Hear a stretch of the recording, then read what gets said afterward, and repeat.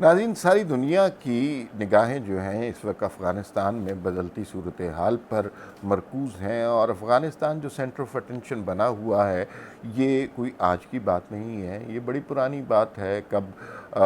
Russia نے یہاں پہ انویڈ کیا، کب دنیا کی تمام قوتیں رشیا کے خلاف آ گئیں اس وقت سے، اور اس بات کو بہت برس کئی دہائیاں گزر گئی ہیں، افغانستان دنیا کی نگاہوں کا مرکز ہی رہا ہے۔ لیکن اب پہلی دفعہ ایسا لگ رہا ہے کہ جس مقاصد کے لیے یہاں پر انویڈ کیا گیا تھا یا متحدہ فورسز کٹھی ہوئی تھی، وہ مقاصد تکمیل نہیں ہوئے تو کم از کم ختم ضرور ہو گئے ہیں۔ اس لیے ہم نے دیکھا کہ امریکن فوجوں کا انخلا ہو گیا ہے، اور وہاں پر صدر بائیڈن نے یہ کہا کہ ہم تو بڑے مطمئن ہیں اور بہت اچھا کیا ہے، اور جو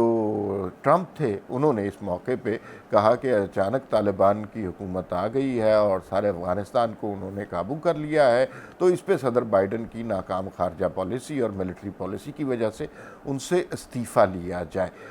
لیکن جو امریکنز، جو لوگ ہمارے دوست واشنگٹن وغیرہ میں ہیں، وہ یہ کہتے ہیں کہ وہاں پر یہ ایک فیل ہے کہ لوگ یہ سمجھ رہے ہیں کہ یہ کام بہت پہلے ہو جانا چاہیے تھا۔ جب اسامہ بن لادن کو پکڑا گیا تھا یا انہیں مارا گیا تھا، اس کے بعد افغانستان میں امریکی فوجیوں کا کوئی ضرورت نہیں تھی، لیکن اس بات کو پرولونگ کیا گیا اور اتنا زیادہ کیا گیا کہ وہ صورتحال ہاتھ سے نکل گئی، اور جو مصنوعی سا سیٹ اپ بنایا گیا تھا اشرف غنی وغیرہ کے حوالے سے، جو ڈیموکریسی لانے کی سو کالڈ کوشش کی گئی تھی، وہ بھی بری طرح ناکام ہوئی، اور ایک ہی دھکے میں وہ دیواریں زمیں بوس ہو گئیں اور ایک نیا کلچر وہاں پر آ گیا۔ طالبان نے بغیر کسی مزاحمت کے سارے کا سارا علاقہ کیپچر کر لیا ہے، اور اگر جو رہ گیا ہے وہ بھی آپ دیکھیں گے کہ ہفتے کے 10 دن کے اندر وہ سارا علاقہ بھی کیپچر ہو جائے گا۔ ابھی تک طالبان کا جو رویہ ہے وہ بہت متوازن ہے۔ کسی طرح کی دہشت گردی، لوٹ مار کی کوئی خبریں نہیں ہیں۔ خواتین کے حوالے سے، انسانی حقوق کے حوالے سے انہوں نے جو باتیں کی ہیں وہ بالکل درست باتیں ہیں۔ اب یہ بھی ہم نے سنا ہے کہ طالبان کو آرڈر کیا گیا ہے کہ وہ کسی کے گھر میں بلا ضرورت نہیں گھسیں گے، خواتین کا احترام کریں گے، خواتین کی تعلیم جاری رہے گی، اور بلا وجہ خون خرابہ نہیں ہوگا۔ یہ بہت اچھی باتیں ہیں اور دنیا اس کو کامیابی سمجھ رہی ہے، لیکن یہ باتیں کب تک ہیں؟ کیا یہ مستقل اگر رویہ ہے تو یہ بہت اچھا ہے۔ اگر یہ رویہ مستقل نہیں ہے اور طالبان صرف اپنی طاقت کے مضبوط ہونے کا انتظار کر رہے ہیں اور اس کے بعد وہی ظالمانہ اور جابرانہ روش اختیار کریں گے جو ماضی میں انہوں نے اختیار کی، تو وہ صورتحال بہت زیادہ تکلیف دہ بھی ہوگی، خطرناک بھی ہوگی۔ دنیا میں لوگوں کو افغانستان کے حوالے سے اپنے اپنے کنسرن ہیں، اور ایک پاکستانی کی حیثیت سے ہمیں بھی اپنے کنسرن ہیں کہ ہمارے اوپر کیا اثر پڑے گا۔ کیا وہ جو دہشت گردی کی رو جو ماضی میں پاکستان کو زخم کرتی رہی ہے، کیا اس رو کا دوبارہ آغاز ہو سکتا ہے؟ کیا ایک دفعہ پھر وہ خون اور آگ کے شعلے پاکستان کی سرزمین پہ ہوں گے؟ تو اس سلسلے میں 2-3 میٹنگز ہوئی ہیں، ان کا تذکرہ کرنا ضروری ہے۔ ایک تو اقوام متحدہ کی سلامتی کونسل کی میٹنگ ہوئی، اس میں پاکستان نے درخواست بھی دی کہ پاکستان کو اس میں شریک کیا جائے، پاکستان کا مفہوم اور موقف سنا جائے، لیکن ایک دفعہ پھر اس کو پاکستان کے موقف کو نہیں سنا گیا۔ یہ بڑی حیران کن بات ہے، اس لیے کہ پاکستان وہ ملک ہے جس نے سب سے زیادہ قربانیاں دی ہیں، جہاں سب سے زیادہ افغانستان کے بعد دہشت گردی کے واقعات ہوئے ہیں، جہاں کے لوگ سب سے زیادہ جان سے گئے ہیں، اور اس سب کے باوجود ہماری اتنی اوقات نہیں ہے کہ ہمارے موقف کو ہی سنا جا سکے سلامتی کونسل میں۔ اور جو اقوام متحدہ میں ہمارے مندوب ہیں منیر اکرم صاحب، انہوں نے کہا چونکہ سلامتی کونسل کے اس ایریے کی سربراہی بھارت کے پاس ہے، تو بھارت کی پاکستان دشمنی بڑی واضح ہوتی جا رہی ہے، لیکن پاکستان کو سنا ضرور جانا چاہیے تھا، اس لیے کہ 40 سال کی اسٹرگل میں ہم شامل رہے تھے، اور یوں لگتا ہے کہ پاکستان کو تنہا چھوڑ دیا گیا۔ اس موقع پہ مجھے وہ ہلری کلنٹن کا جو فیمس خطاب ہے وہ یاد آ رہا ہے، اور اس میں انہوں نے بڑے واضح طور پہ کہا کہ ہم نے پاکستان ملٹری اور پاکستان ISI کی مدد سے روس کو شکست دینے کا ارادہ کیا، اور روس کو ہم نے شکست دے بھی دی، اور ہم نے یہاں پہ وہابی سیکٹ کو مضبوط کیا، ہم نے مجاہدین تخلیق کیے، لیکن جب روس کو شکست ہو گئی تو پھر اس کے بعد ہم نے پاکستان میں دلچسپی چھوڑ دی، اور پاکستان کو ان سٹرنگرز کے درمیان، ان بم دھماکوں کے درمیان تنہا چھوڑ دیا۔ اب جو صورتحال ہے وہ ایسی ہی لگ رہی ہے۔ آپ نے دیکھا کہ امریکہ کا جو مقصد تھا کہ پیسفل ایگزٹ ہو جائے، وہ زیادہ تر مکمل ہو چکا ہوا ہے، پیسفل ایگزٹ ہو چکا ہوا ہے، اور یہی انہیں چاہیے تھا۔ اب انہیں اس سرزمین سے کوئی زیادہ مقاصد نہیں ہے، نہ اس میں اپنا مفاد نظر آتا ہے، دوسری کوئی سپر پاور رشیا جیسی ان کے مقابل بھی نہیں ہے، وہ نکل گئے۔ اب یہاں پہ افغان لڑتے ہیں، پاکستان میں دہشت گردی کرتے ہیں، چائنا کے ساتھ کیا تعلقات ہوتے ہیں، انڈیا کے ساتھ کیا تعلقات ہوتے ہیں، یہ ان کا مسئلہ نہیں ہے۔ وہ اب اس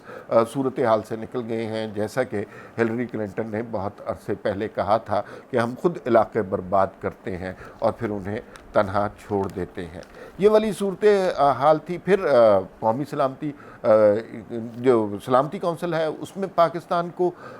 شامل نہ کرنا، خطاب کی دعوت نہ دینا، بہت ہی تضحیک آمیز بات ہے۔ وہ ملک جو سب سے سٹرونگ ایلائی رہا ہے، اگر آپ اس سے بات ہی نہیں کرنا چاہ رہے، اور ایک زمانے میں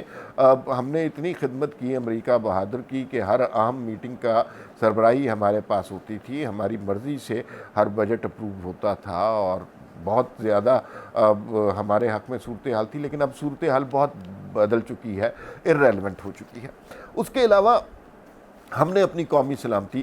کمیٹی کا بھی اجلاس کیا، اور بریفنگ بھی ہوئی، اور وزیر اعظم بھی تھے اس میں، جنرل قمر جاوید باجوہ بھی تھے، DG ISI جنرل فیض حمید بھی تھے، اور انہوں نے بڑی اچھی اچھی باتیں کی، اور وہ اچھے بچوں والی باتیں تھیں۔ انہوں نے کہا جی کہ ہم اپنی سرزمین کو کسی طرح دہشت گردی کے لیے استعمال نہیں ہونے دیں گے، اور ہم کسی ایک گروپ کے ساتھ نہیں ہیں، ہم پورے افغانستان میں امن کے خواہاں ہیں، اور اس طرح کی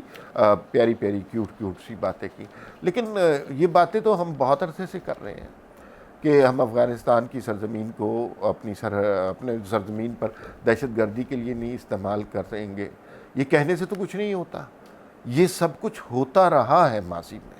ہماری سرزمین پر دہشت گردی کے حملے ہوتے رہے ہیں، اور ان کی ذمہ داری طالبان قبول کرتے رہے ہیں۔ ہمیں اپنے بچوں کا خون یاد رکھنا چاہیے، ہمیں APS کا سانحہ یاد رکھنا چاہیے، ہمیں دہشت گردی کے حملوں میں جو لوگ شہید ہوئے، ان کی کٹے پھٹے جسم، ان کی گھر والوں کی چیخیں، آہیں، دکھ، درد یاد رکھنے چاہیے۔ اور پھر یہ صورتحال بہت زیادہ جو ہے تکلیف دہ ہے کہ ہم صرف ایک جو سرکاری سا بیانیہ دے کر فارغ ہو گئے ہیں۔ اس موقع پہ بجائے اس کے کہ قومی سلامتی کمیٹی کی میٹنگ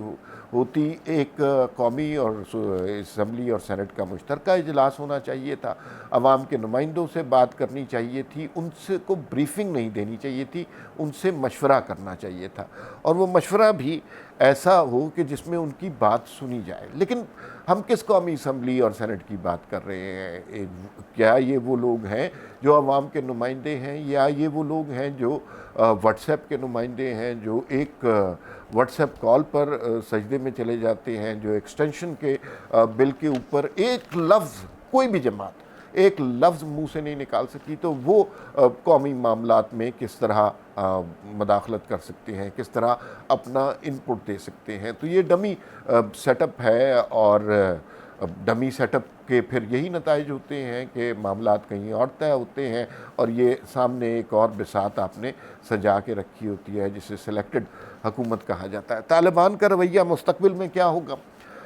ہم اس کے بارے میں نہیں جانتے، اور ہمیں کچھ اندازہ نہیں ہے۔ لیکن جس طرح کی ہم نے فوٹیج دیکھی ہے کہ لوگ جہازوں سے لٹک کر افغانستان سے نکلنا چاہ رہے ہیں، اس میں سے کچھ لوگ گرے بھی ہیں، جو بہت تکلیف دہ مناظر تھے، تو اس کا مطلب ہے کہ ان لوگوں کو اپنے جان، اپنے ناموس، اپنے مال کا اتنا خوف ہوگا کہ وہ تقریباً یہ خودکشی ٹائپ کی اٹیمپٹ کرنے کی انہوں نے کوشش کی ہے تو انہیں اندازہ ہوگا یا انہیں خوف ہوگا کہ یہی طالبان جو ابھی بہت کمزور ہیں، جب طاقتور ہو جائیں گے تو وہ ہمارے ساتھ اور انسانی حقوق کو کس طرح پامال کریں گے۔ اس موقع پر